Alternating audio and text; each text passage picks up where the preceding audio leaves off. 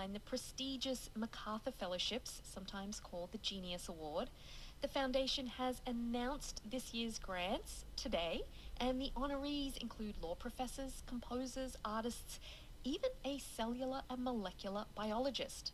Our next guest is one of them, an author who was recognised for her role in, quote, giving fresh context to history and the culture.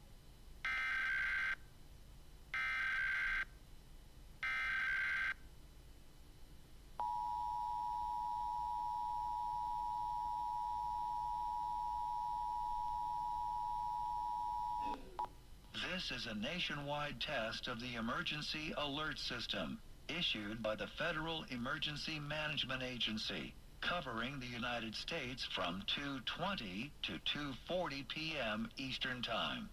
This is only a test. No action is required by the public.